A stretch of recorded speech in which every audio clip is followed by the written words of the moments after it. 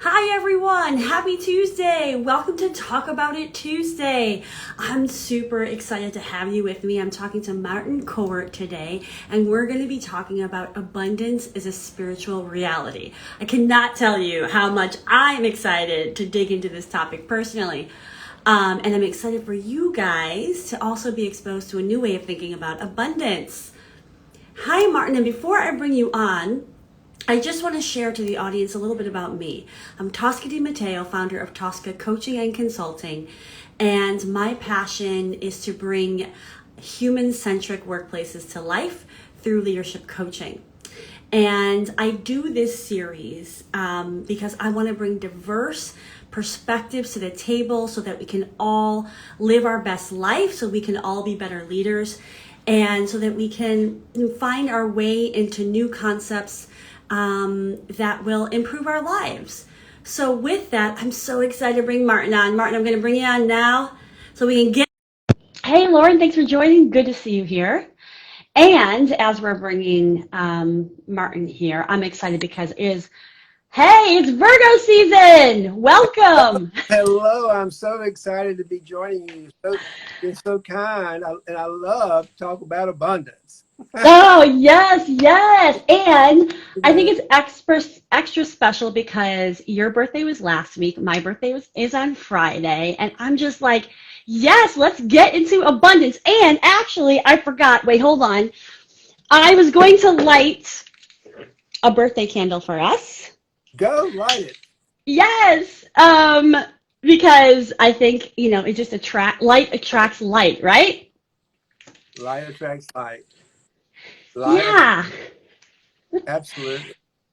So thank you so much for taking the time to be on this platform. I know that you are busy, you have your own platforms and coaching practice and all of that, but I'm just honored that you would take the time to share your message with this audience. And I want to pass it over to you to introduce yourself because I'm not going to do it justice, but I would love for you to share what you want about your journey. Yeah, I'll be happy to share a little bit of my story. I won't take you back to my childhood and bore you with all that, but I will tell you a little bit of how I became a spiritual teacher, prosperity, and mindset coach, working largely with gay, bisexual, and transgender men, business leaders. I was a traditional wealth manager for years, and I achieved a level of success that most people don't achieve. And I had a fancy office on Park Avenue and all that kind of nonsense until 2016 when we elected Trump as president. And just to make it short, when we elected him president, I went into so much fear and panic that my business went from the top all the way down to the edge of bankruptcy. And I was scared. I was fearful. I thought that nothing seemed abundant to me. I can tell you, I lived in so much fear, doubt, and scarcity that I was overwhelmed by it. And I remember the transformational experience for me that happened that opened my eyes to the truth was one day I was having a pity party in my house, thinking they were going to repossess my car and my house and everything else. And I got on the phone with my spiritual teacher and that I speak to a lot. And she said, Martin, you could, and she heard my story, and she said, you could declare bankruptcy, but I don't recommend it. I think you know what to do. I've been a meditator and a contemplative for 40 years. I had a deep relationship with the divine within myself, but I never surrendered Martin was going to control his money. This is a big one, Martin, for you. I'm going to suggest you don't go bankrupt. I'm going to suggest, because that might make you feel better, but it's not going to solve the problem. So she said, what I want you to do is I want you know what surrender is. I want you to make surrender the way you live your life. And she said, I want you to take this and just get on your hands and knees, and this is what you're going to do. You're going to do a surrendering prayer. And this is what I did. I got on my knees and said, God, I have made a mess of my life. I took responsibility for it. I made a mess of my life, and I'm about to go bankrupt. I can't get clients. I'm not making any money. I'm miserable. I feel shame and all kind of bad stuff about myself. But I'm here to ask for your help. I'm here to surrender it to you. I don't know how to fix this. And I know, because I've had a relationship with you for a long time, how much I'm loved by you and treated by you, and that's what we are. And I know that if I surrender it to you, I know that you were going to show how much you love me, and you're going to help me solve this problem so I can feel joy again, I can feel abundance, and I can feel all this good stuff. And I want to tell you, it may sound cheesy, but I got it. All of a sudden, when I did that, I got this sense of grace that descended on me like I had never experienced before, and a sense of power and abundance and joy. That's why I call myself Joy the Wise Woman. because all of a sudden, and this voice came out and said, Mark, you don't have to worry about all this stuff that you're so worried about. You don't have to worry about making money, being successful, all that stuff that you're just so focused on. You're so obsessed with money. Let it all go. And just show up with love and gratitude, and I, the divine, will do the rest. And that was my change. So that, and then out of that, I developed my North Star, my mission in the world. And my mission is to create a world of abundance and prosperity by showing up with love and gratitude. And that's my North Star. And if you want to create, we are all living in abundance. I don't care. I'm working right now. I have a new client. It's actually, he's a leader he's a leader of the LGBTQ asylum seekers living in a refugee camp in Kenya. He is living in the same, he can't see it externally the same way that a CEO might be suffering from imposter syndrome. They can't see the abundance externally because they don't feel it inside themselves. But I promise you, the same abundance is there as it is anywhere. So if we can just let go of our limiting beliefs, we can surrender them to that divine part. We all have that power within us to do that. Then we can begin to dance in the abundance of the world, and we can begin to see ourselves as loving, powerful, creative human beings. We begin to have a different perception of God, which is God. God is there. It's not something out there. It's judging us. It's actually part of who we are. It's what created us. It's empowering. It's loving. It's supporting. And then finally, we begin to see a view of the world as abundant, full of resources. It's just the entire way we look and see the world. So that's kind of my story in a very short abbreviation. I hope that answered your question. But we all have, if we're just willing to let go of the limiting beliefs that tells us we don't have enough, we're not enough. It's all the shadows beliefs of limitation that are just shadows. It's not real. They're illusions. But we need those illusions. Let me say, we need those illusions in order to grow. Because what those illusions do, they create challenging situations. Like, for instance, with this guy who's living in a refugee, they're living in some pretty desperate situations. I mean, their lives are in danger. That's reality, okay? So you can't just ignore it, but you have to say, okay, I don't know how to fix this, God. I'm going to surrender it to you because I know there's a power bigger than both of us in here that can bring us into abundance. I know the world's full of abundance. Does that make sense? Yeah, and look, I'm trying to understand it, and I'm trying to embrace it, and I love hearing your perspective on this. And I thank you for sharing, kind of what brought you to this space and your purpose. And I also want to say hi to some folks that have joined us, like Nick and Matt and Sarah from the Now and Jen. And a word that you've used a lot, right, is this word surrender.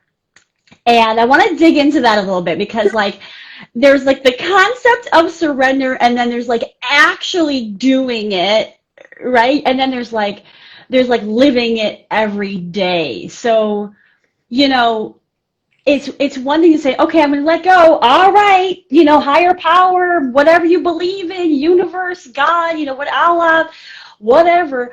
But how do you know that you're actually surrendering versus still holding on to the control that you want to have in your life? It's because of how you feel. Mm-hmm.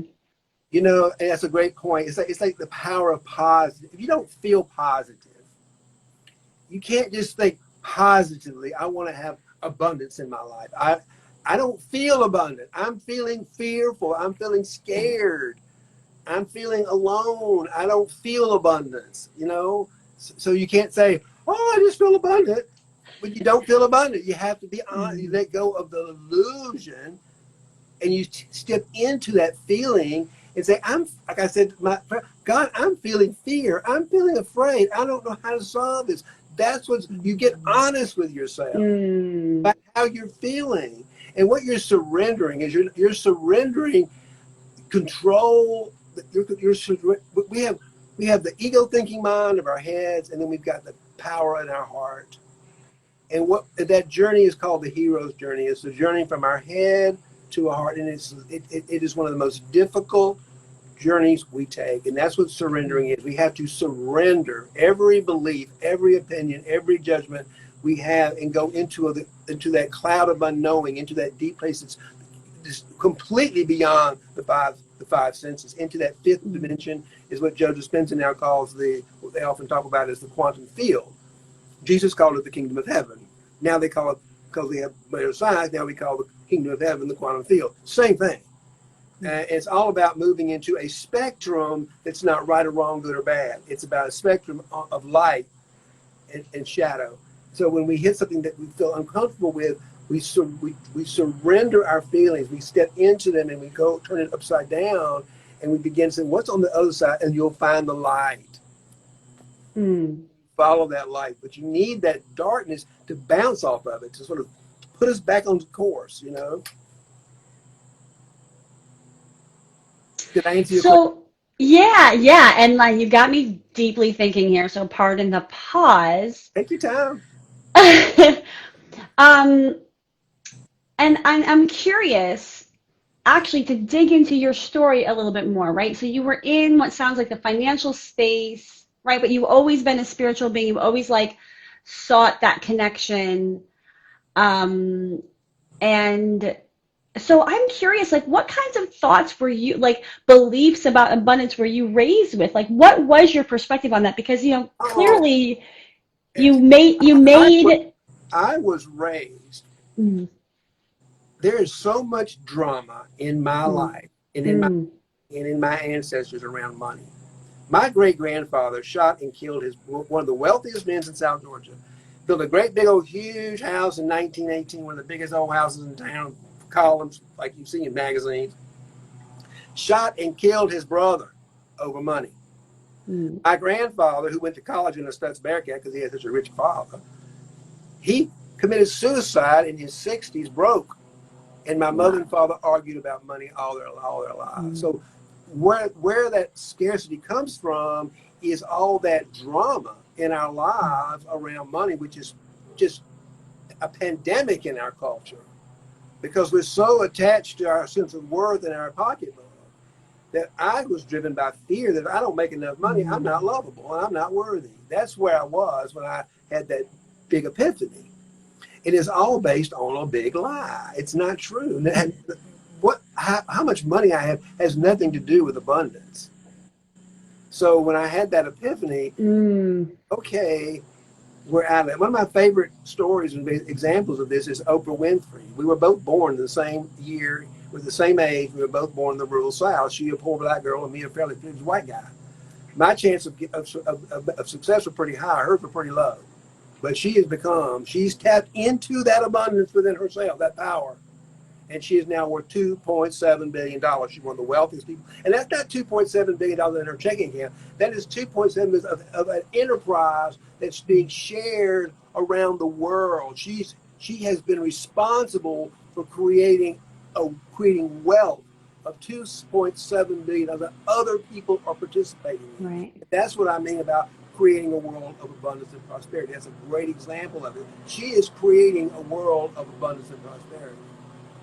So I have a question for you because I think that this scarcity mindset and and the absence of abundance mindset, which to your point, right, is not actually about the money in your checking account.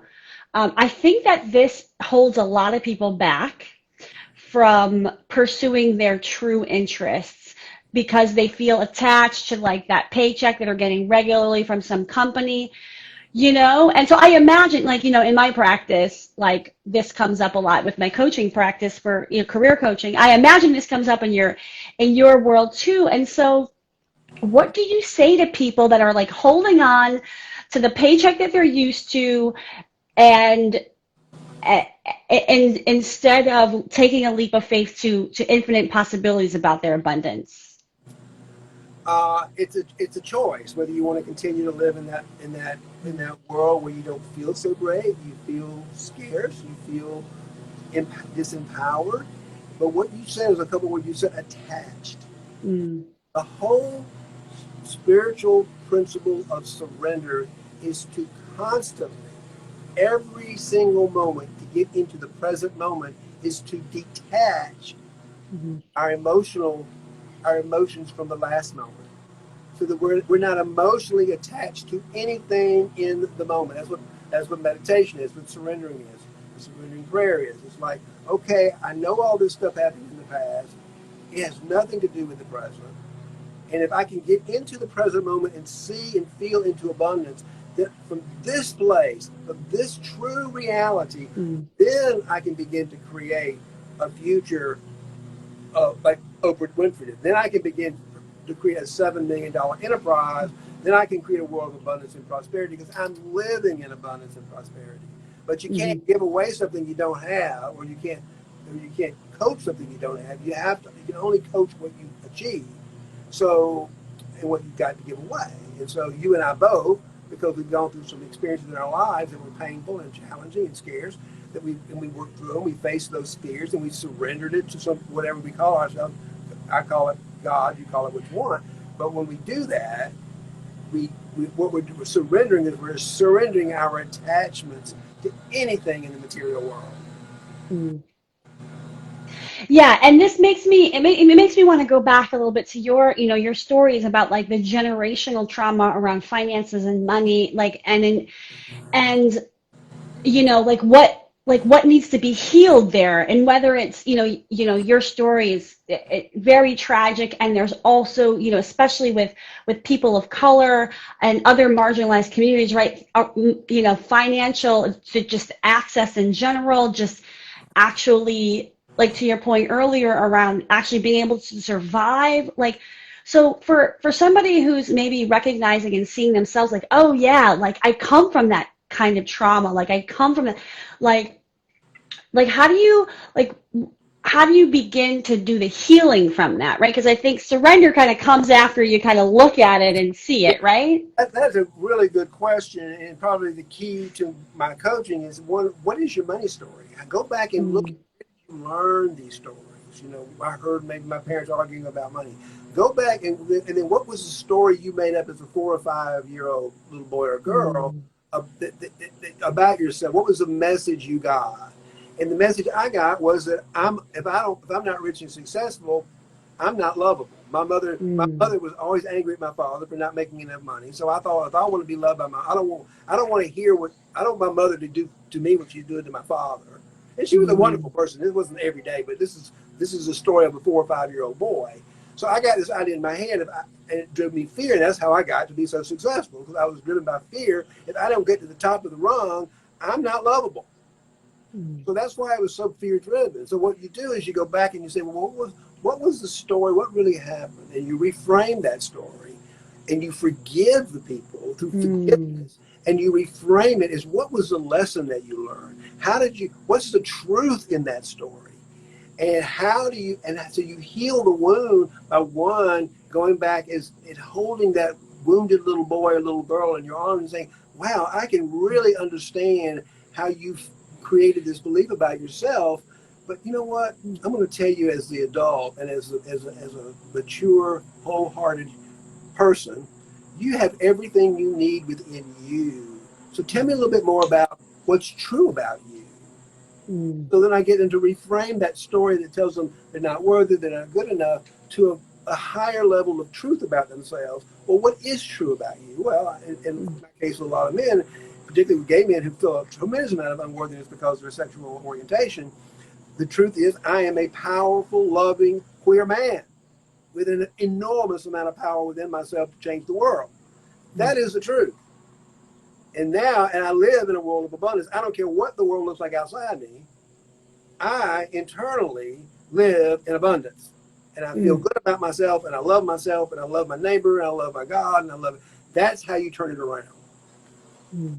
Mm. I love that. I'm like taking notes because I want to put that, like, this is gonna be one that you're gonna watch over and over again. And yeah, and there's a great question here from Lauren who wonders, what practices do you use to tap into the abundance within that lend itself to financial abundance out picturing in your external world? That's a great, great question. Thank you. Yes, I think that I have a morning power hour, and in my coaching practice, the how to get there is prayer and meditation. I use a specific type of contemplative prayer called centering prayer, and it's a prayer of letting go. And basically, it's a process. I have a morning power hour. It starts with me getting a cup of coffee in the morning and just sitting out in my backyard and let my heart open with gratitude and wake up to the abundance that I'm in. So I wake up my heart, and then I might do some reading or some spiritual reading to kind of get my mind oriented to being accepted, to being quiet and being still. And then I just do what I call a centering prayer, which is say, God, I'm surrendering every belief, every opinion, every judgment I have about you, the world, everything in the material world. I'm letting it all go. I'm surrendering it. I'm letting it go, letting it go, letting it go. And I allow myself to fall into that heart space and quiet the mind, and I listen. I get still. My mantra is get still and listen and know that I am God. Know that I am. And I kind of repeat that mantra until all of a sudden I find myself into that abundance. Mm. And that's how I plan in my day. And that's now I'm connected to the divine presence within me. I'm connected to the abundance of the universe. I am living into the abundance of the universe because that's what's driving my bus. So then when I go out and do my coaching practice and bring in money, I'm doing it from a place of creating a world of abundance and prosperity. I am in alignment, if you will, heart, mind, and soul with that divine presence. Mm. Did that answer your question? Because it's just. And then I say, well, from this place of abundance, wouldn't it be fun? I always want to go create $1 million. I haven't even created. I just barely got to a 6-figure number. And now Joy's saying, well, we're going to have some fun. It's not the money, by the way. It isn't the money. It's the journey getting there. It's the process of spending time with the divine presence to create, like in Oprah's case, the $2.7 billion. It's the journey of creating it. We are creators. When we step into that abundance, we are creating whatever our North Star is telling us, which is our mission. Okay, so now I have a question. And Lauren, you can let us know if you want to dive deeper, because I know Lauren is also deep into spiritual practice, and this is her jam. You guys should actually talk. I'm just going to say that now. Yeah, it says I'd love to have a conversation with you anytime. Oh, yay. So, okay, so here's a question, right? Because as a businesswoman, right, as somebody who wants to do work to, heal the world, to make a difference, all that stuff, originally when I started this business, right, it was like, I want to, break out of constriction and corporate, and I want to make, the kind of money that I believe I'm worthy of making, all that stuff. And so that like desire, right, was ever present. And then I feel like I let that go, right? Because it was like, well, no, but like I'm serving something higher. And so how can I put abundance like in that same playing field? And so I'm just curious, like there's this balance between letting go, but also saying, no, I want this, right, as part of my abundance. The question is, what part of you wants it? I want to go back and say the part that wanted you to leave the corporate, that entrepreneurial spirit was a heart-driven desire for something bigger, to create something for women, probably just like you, who were stuck in these jobs they weren't enjoying.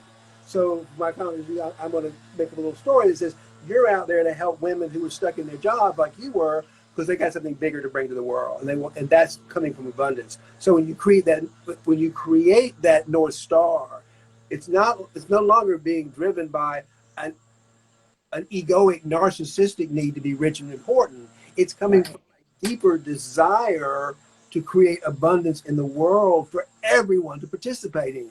Entirely different way of feeling your way into the world and into the day. Because it's like Jesus said, my burden is light and the yoke is easy. It's effortless. Creating wealth is effortless when it comes from the heart. Because it's hard. It's effortless. I love that. I need to I think it's gonna be my mantra. And I think that's the thing, right? Because I think that there's a lot of people that are stuck on the ego part of success, like success and the external and the money, and then there are those that are just like, coming from a different place with it, right? And I think I had this conversation once where it was like, I think there's not a lot of examples, maybe this is part of the challenge. You tell me what you think, Martin, but like there's not a lot of examples of people that have wealth that use it for good, right? That really showcase what it looks like to be in alignment and in abundance and not use it to hoard power. Do you know what I mean? Oh, exactly. Because and what you want, and there are a lot of them, by the way. I can tell you they're my influencers. One of them is Ray Dalio. He's one of the wealthiest men in the world. He's got one of the largest hedge funds in the planet, and he built it on principles. Everything we're talking about, he built it on principles for A everybody. hedge fund? Wait, hedge fund built on principles? Like mind blown. Like I Okay. don't know. Want to learn a little bit about somebody with a lot of money, who's created a lot of money. He grew up in a little house on Long Island. Go and start looking at Ray Dalio and go read his book, Principles. Or listen to him tell the book on principles, and you will learn a lot about. I give it to all my clients. It's almost like recommended reading for my clients because I want them to build their business based on create their own principles. So it's not about because it shifts the North Star. It's not about I look important. It's because I want to make a difference in the world, and I want to create a financial institution that's actually going to serve the people. That it's going to do what it says it's going to do. It's going to help people manage their money in a good, positive way that everybody wins in. So if you go back and you look at his principles of creating that hedge fund, then you will find a whole wealth. And then the other was like Brene Brown, for one. She's created a huge. I just mentioned Oprah Winfrey.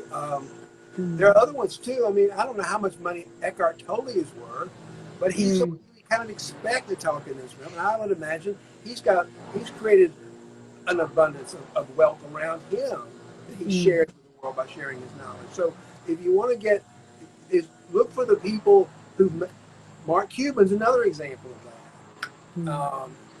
And you can tell by the way they talk and the way they talk about their money and how they bring their money into the world and how they use it for the betterment of others. It's a look for them. You'll find them. Yeah. Yeah, and I think that's important because we don't necessarily see all those examples if we're not looking for them. But as you're talking, the word that's coming up for me, is generosity. And so I'm curious what you see as a relationship between abundance and generosity, and do you have to be abundant before you can be generous? Like how do you look at that relationship? Well, that's a great question too. Well, you are abundant. It's not about you have to be. You are. Right, right. It's about letting go of an illusion that you're not. And one of the best ways to let go of that illusion is to practice generosity. So you give away. You constantly, every day. I have my clients. They keep a gratitude and a generosity model. When they go to bed at night, they write all the things they're grateful for, including the things that were uncomfortable. And they write down their opportunities to be generous during that day that made a difference in someone's life.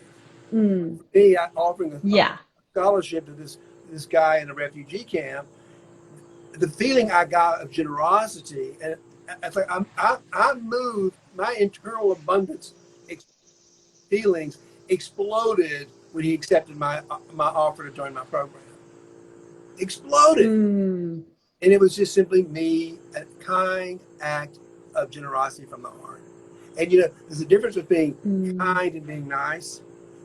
When we're nice, a bit of a quid pro quo. I was nice to her, and she still didn't invite me to her party. I don't really like her. Because we acted nice in order to get something back. When we act out of kindness and generosity, we feel better without anything coming back in our direction. Right. Nothing except for gratitude. Right. So it's like practicing generosity, gratitude, surrendering, and forgiveness. Those are the pillars of the cornerstones to living a life in abundance. Okay, so I'm going to ask another personal question because I feel like, you know what, I'm here. I'm like working on this stuff. Ask me. I'm glad. Okay. And for those of you who are still on and want, please keep asking questions. But, I think I've been through my own, I'm constantly in a healing journey, as I think my audience knows. And one of the things that I have felt is like, yes, we all are, right? Like, it never ends. And it almost feels like, and I definitely, when I am generous, it is with no strings attached, right? It is that, like you were saying, the kindness, right? And then there's a part of me that feels like I've got this whole, like, warehouse full of the generosity like provided to the world, right? And then I feel like there's like a stuckness in the energy or something where it's like where it's like, well, do I not feel like it's in flow? Like it's flowing back, or it's like, I'm curious what you have to say about that. Like for those who just maybe, and I think a lot of women fall in this category, where they're giving, they're generous, they're generous, but maybe they don't feel like it's coming around, or like they're not on the receiving end. Like, where would you start with the kinds of exploration that people can do? I would start with a surrendering type prayer meditation every morning. You start with resolving that what you just described as an inner conflict. You just described to me an inner conflict. I got this, I got this. And so to resolve an inner conflict, it's how we resolve the external world, by the way. So what you do is by getting inside yourself and saying, God, I'm just not feeling, I'm in resistance. That's what I do. I'm in resistance right now. I'm not feeling in flow with you. I'm not feeling, I want to be, and I know because I know what it feels like when I'm in that space of abundance and generosity, but I'm feeling fear, and I'm feeling restless, and I'm sort of anxious, and I'm resistance to life and not liking things the way they're going. I mean, I get there too. I'm human. What is happening is I am being reminded of my humanity. It's bringing me back down into the animal realm, into my physical body, of my needs and want as a human. And it's like Ken Wilber says, you cannot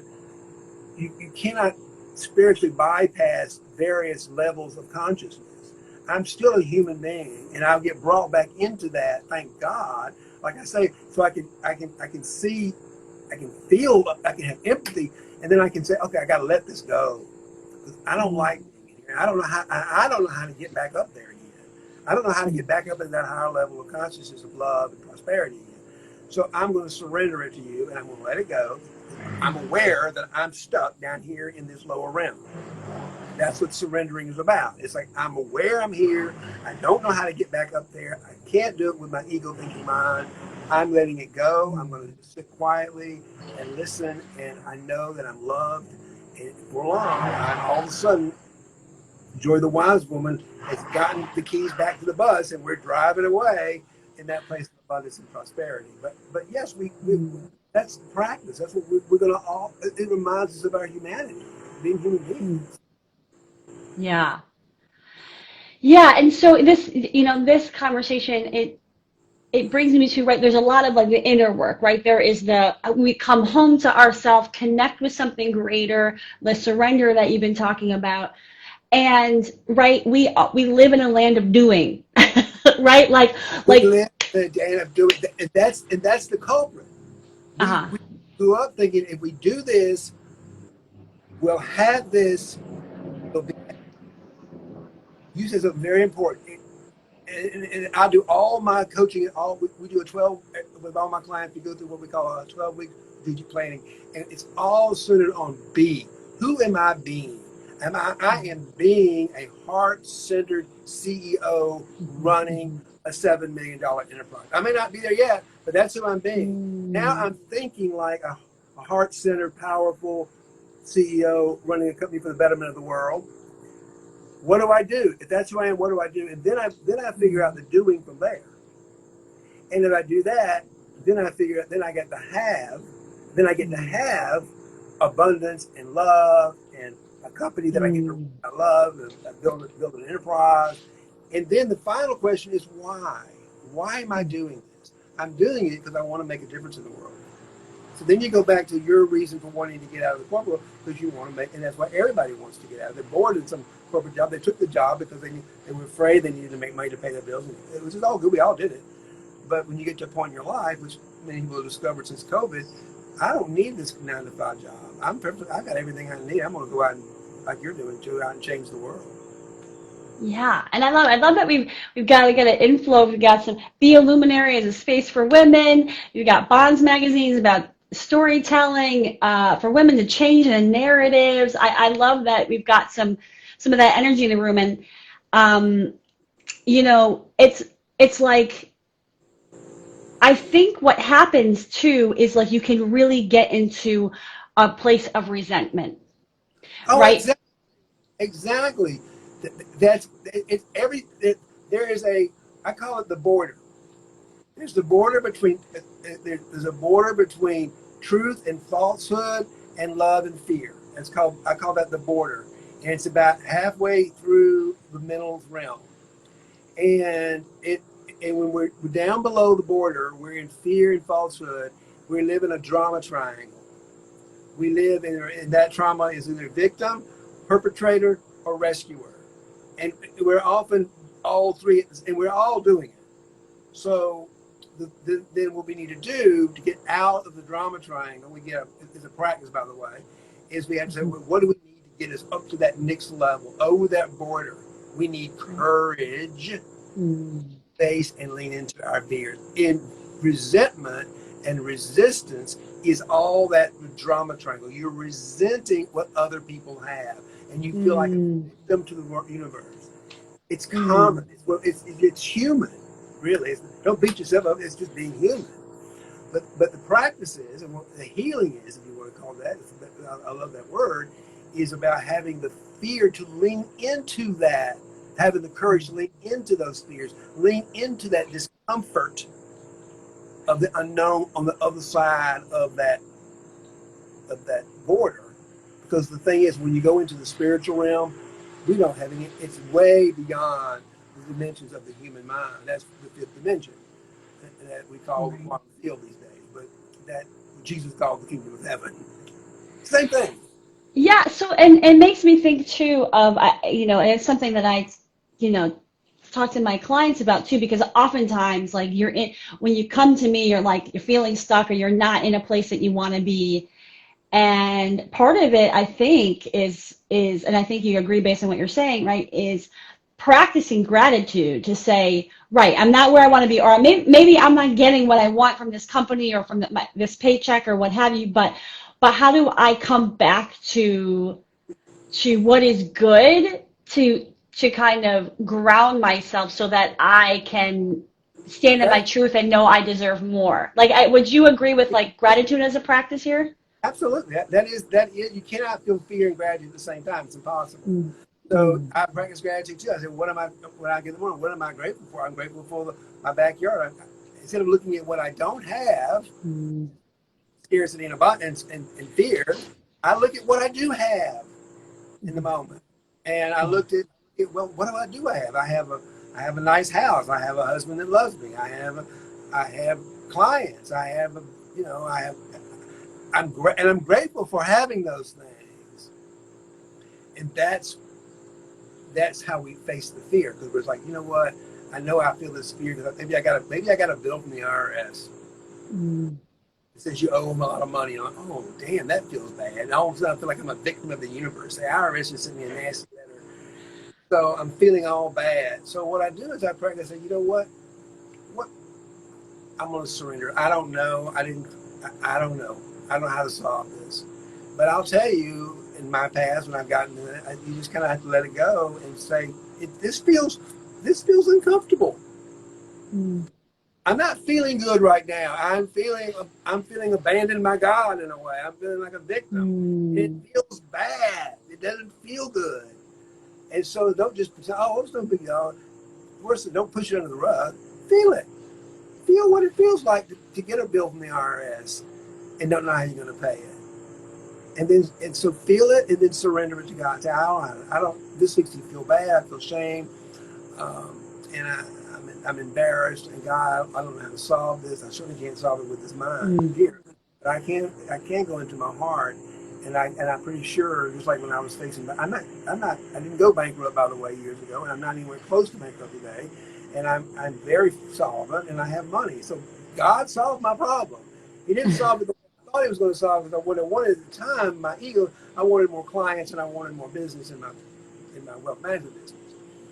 But instead, he got me out of that toxic environment and gave me the courage to create my coaching practice. So now I'm doing what I love from my heart and making money doing what I love.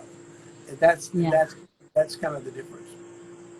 Yeah, I love that notion, right? We sometimes, again, the theme of attachment, right, is like we want it on our timeline and we want it the way that we think it should come or the way that we want to get it, and then that's so limiting to be able to receive it in another way that may be even better than you expected. Always better. Um, I love that. The limiting, what a limiting thing to think, if I just had more clients and more money, I'd still be stuck working in that firm and job I didn't really like. But right. because wasn't the way it was solved, it gave me the courage to leave the firm, not knowing how I was going to make money. I was not a coach. I didn't know. I never done it before, but I had a good practice of getting into my divine space, into that abundance. And another thing is, I'm gonna put a shout out for coaches and spiritual teachers. You can't do it alone. Mm. You cannot do it alone. We need each other, and we need our own. I have a team of coaches. I'm going to get on a call at 1:00 with my coaches for 2 hours and get coached by them. We cannot do it alone. Mm. So if you're like stuck where you are, then and you don't know how to get out of it, go out and find and hire a coach to help you. It resonates with your story. Like if you're listening to this story and I work with gay, bi, and transgender business leaders. If you're one of those people and you're hearing and I'm resonating with you, reach out to me and say, I'm stuck and I want to be where you are. Could you help me? And I've got some free things that I give away and I've got some expensive things that I do. And I know you do the same thing. And so, and that's why we do this, because there are women, I know you work largely with women. And so I know there are women listening to this going on and they're stuck where they are and they need your help. So reach out to Tosca and ask you for help. Yeah, and I work with everybody. For me, it's more psychographic. It's like people who really feel stuck and they're like, hey, it's time to do something different. Yeah, call me, right? And I love that you serve the community that you serve, because I think that there's so much need out there. There's so much need for everybody, but I think, especially the kinds of messages of worthiness and all this stuff, especially like are just so tied to scarcity and not enoughness, and which is so much tied in abundance and all of that. So, and I love that you say that, right? We can't do it alone. And I think, and I think that it's such a barrier for people. It's such a barrier, and oftentimes, funny enough, right, the finances are used as the excuse to not get the support. Right? It's like it's such an easy hanging, it's like low hanging fruit. Say, oh well, I can't get myself support because I don't have the money for it. But Yeah, I want to share a personal story that's really interesting about that. So I work with Kelly Rhodes, she's my coach, and her team of unstoppable entrepreneurs. Amazing women they are leading a movement of moving us into a prosperity mindset, a prosperity lifestyle, a way of living in prosperity. So when I met them, I went, these are my people, and she works mostly with women. So I went through her 5-day free course, and I really didn't know how much she charged for her program. But when I got through the program, I was like, my divine said, I don't care what she charges for it, you're gonna join it. I don't care what she charges for it, you're going to join it. You're gonna join it. That's what you need. You found your people. So when I found out how much it was $2,500 a month, which is my Social Security paycheck, which is all the income I had at the time. And I knew it was coming in. So I went to my husband and I said, I want to take this course and I want to join this program. And it's going to take all of my Social Security check every month. But I want to dedicate it to this course. I know I've got it. Will you take care of the mortgage? He said, is that every month? He said, that's more money you've ever spent on anything in your entire life. I said, I know, but I got to do this. I got to do this. And so I did it. And as soon as I just surrendered and committed and did it, something shifted to me, and I immediately went to a deeper level of abundance within myself. I was no longer attached to that money. I knew I can create this same way. I can recreate this. And Lord, it wasn't true. In this program, I had got a complete return on my investment within the first 6 weeks of being in the program. That also now I had a one-on-one. I would have never had a one-on-one coaching. That's what I charge for one-on-one coaching, $2,500 a month.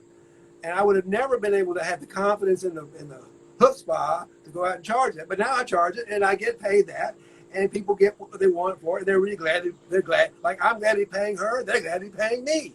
Right. So that's living in abundance. You know? Yes, yes. Oh, I love that story. I love it. I love that. Yeah, and then gosh, and this has just been such a wonderful conversation. And I know you mentioned you have a 1 o'clock call, and I want to make sure you have a little space between I'm things. having a ball. I'm delighted. I'm dancing in my wheelhouse. This is what I talk about. This is what I do. And you got such a delightful way of asking questions and so engaging. I'm not in any rush to go anywhere, but I'm also, when you're ready to, when you're ready to move on to the next thing, I'll move on there with you. It's all good. No. Well, okay. If you have a few minutes, then let's talk a little bit more about how you serve and who you serve and where people can find you, because there are a lot of people that watch this after the fact that they're going to like feel your energy. And so where do you want people to go to learn more about what you offer, or maybe even some of your free resources? I downloaded your book for entrepreneurs, which is a beautiful resource. So what's your call to action for folks who want to learn more? Well, my paid coaching programs is focused on the gay, transgender, and bisexual male community. There's a reason for that. I do what's called, we talk about shadow work, and I try to do shadow work with women, and I can't, because I don't understand. I've always worked with men, and I don't understand it, so I just ended up alienating women. So that's why I don't work with women on that level. And then Right. when it came down, I feel like I work with gay men largely because our power is in all of us. Our real creative power is in our sexual energy. Mm, mm, That's how we recreate human beings. So that spark, sexual energy is a powerful energy. But most of us, gay, queer people, men, were told that's wrong. So the mm. reason why I work with them is that I say, you got to celebrate that part of yourself. That doesn't mean you want to go out and have sex with everybody, but you got to, that feeling you have that excites you, that sexual excitement, that's something you got to embrace, and that's where our power is. So that's why I work and get paid, so I can have some real conversations, see what's coming up for you that's telling you you're not worthy because of your sexual orientation. That's why I Mm. work with men, and that's why I'm following them on my paid program. Yes, and I just want to pause on that for just 1 second, because I think there's a few things that are really beautiful about that. It makes me think of Mama Gina, who's been doing that with women for the past 20 or 30 years, right? Of saying like your femininity, right? Your sexuality is your power, which is I think a concept that a lot of people maybe never even heard of or even like understand, like maybe myself included in terms of the depth of that, if I'm honest. But also I want to say, I just want to honor like that your choice to say, this is who I want to serve because this is who I am most equipped to serve, and that is who I can help. And I love that, because I think there's a lot of people out there that just feel like they can't choose, right? Or that like they should just offer, so I love that that is part of your story, because it's beautiful and it's clear, and that clarity is so helpful. So I'm sorry. So yeah. So Glad you have so you so for that group of men in the world, if that's what you're like, you can find me. You can find me as Martin Cowart on my personal Facebook, and that will all lead you to my Facebook group called Financial Heart Space for Gay, Transgender, and Bisexual Men. It's a private group specifically for us. Now, I love women and I love straight people. In addition to that, I have another Facebook group that I created with a woman in the financial world. It's called the Financial Mystics Sanctuary. And it's actually a bigger group than my other one. And I run a lot of parallel events in there. I do a lot of things that are not like and I do teachings in there. I teach. So that's another way you can come in. And everything in there, everything in both groups is free, but I don't do paid coaching programs with people outside the gay, bi, trans male right. world. But if you want to get to know me and you want to find out more about my spiritual practices and how to get into abundance mindset, you can certainly join me in the Financial Mystic Sanctuary Facebook group. I would love to have you join us over there. I think you're already a member, I believe, and you'll get a lot of valuable information in there. You can come and share your stories. I'll respond just as I would to any other group of people. So it's. I just want to get clear about the reason, and thank you for kind of pointing out the reason is because I'm just better equipped on the people that are going to pay me. I want to be able to Right. get the most I can out of those people who are paying. Yeah, no, makes sense. And also, right, you have so much to offer for just the universe, like just for everybody. And so I love that you also share your gifts and your perspective in a broader sense. And that brings me to your podcast. So where can people find you on your podcast and the name of that? Podcast is called Speaking the Truth About Money with Martin Cowart and Joy the Wise Woman. Now, Joy the Wise Woman, she's speaking to you right now. That is the name of my avatar. That is the name of I have a very intimate relationship. She's the one that came up to me in the dark and said, Martin, you don't have to worry about anything. You just need to show up with love and gratitude and I'll do the rest. She's the I doing the rest. So, and I do the podcast specifically because I want to show people that how ordinary our divine presence is. Know it because it speaks from a place of authority. It's never superior. And being able to sort of say, okay, that's how Joy the Wise Woman comes up. Martin might say this because Martin is a human being and he might have a different opinion. And like so when I'm with a coaching client, I might say something like, I'm going to tell you the same thing I tell Martin. Shut up. Listen. And let me run the show. Because Martin learned a long time ago, he gets still and listens to me and lets me guide him, we can get better results. So I'm just coming from a place of love and letting you know that if you'll let go of your own need to hold on to something, I, Joy the Wise Woman, can guide you into this level of heart space that we're looking to both get into. Yes, is Joy the Wise Woman like a channeled or a part of you, or just a part of you that you bring fully out? It's how I call in that channel.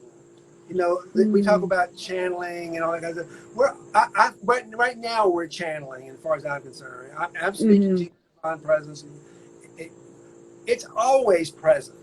It's always what's talking. The only difference is the filters we put up, take up and down that come between us. So if Martin, the human, decides he's afraid of something, he wants something, he might put up a filter so that all of a sudden Martin is talking for his own benefit. You're right. Yes. And so, because that's how because Martin only experiences the world by what he's already experienced. So something might come up from my past, so I put up a veil or a shadow. And I've done enough work at this now that oh wait, Martin's shadow is up right now. Let's put the shadow back down so that we forward and speak and be present. Yes, I love that. And just to kind of, I know some of these concepts, might be like new for folks. And the way that I think about that is as a coach, right, that I have to self-manage, right, my own experiences and to say, oh shit, like that thing that you just said triggered me, but like I need to like ignore that, put that on a shelf for now because that's not going to serve anybody, certainly not my client, so that I can be present here. Maybe I need to Joy the Wise Woman. I need to, like, somebody the other day, a beautiful client of mine called me Gandalf, and I was like, I want to be a wizard. Yes, like maybe. You and I have this wonderful mutual friend, Deborah, who's always yes. And she was my guest on my podcast for my birthday, and we made all this wonderful magic together, and so we had a blast together, and so. And that's what makes it so much fun is we've got enough practice that we just know how we can go live on Instagram in front of whoever wants to watch us and just be ourselves. Yes. There's nothing coming up. I don't have an agenda. You don't have an agenda other than to share our wisdom. Yeah. Yes, and I am so glad that Joy the Wise Woman showed up in all her beautiful glory, and I'm so glad that Deborah introduced us, and I'm really honored and excited to share, like, these tools that you shared and concepts, and I hope that anybody who watches this after the fact, if they have any questions, they reach out to you or they reach out to me and listen to that spark of like, oh, that really caught me and I don't know why. Like follow that thread and it'll probably bring you to a place of learning and joy, I think, when we listen to ourselves and what's And resonating. you're going to be a guest on my show, I believe, sometime coming up. Yes, October 1st. Okay, great. Yeah, and my show is, works. I do a 30-minute live broadcast that goes on Facebook and LinkedIn, and then that gets reformatted into a podcast that people can listen to the audio version of it. So I'm looking forward to the opportunity for you to come on and join my show. And as I've enjoyed so much being here with you to share our wisdom and our knowledge and our experience with the world. Oh, thank you so much. And I'm very much looking forward to that. I'm looking forward to ushering in October with you and to see what happens. And thank you again. I love this Virgo power energy, and I look forward to staying in touch and seeing what else, what other magic you and I can create together. I think we're gonna we're already on the road to creating a lot of magic. Let's keep creating the magic. It's fun, isn't it? Yes, yes, indeed, and transformation. I wore my butterfly outfit for today because I think that September is a month for transformation for me. So thank you so much again for your energy, your time, and for the work that you do in the world. It's beautiful and so needed. Well, thank you so much for having me today, and I look forward to our next time to talk together. Okay. All right, sounds good. Thanks everyone for joining, and ciao for now. We'll see you next Tuesday on Talk About It Tuesday. Bye-bye. Bye.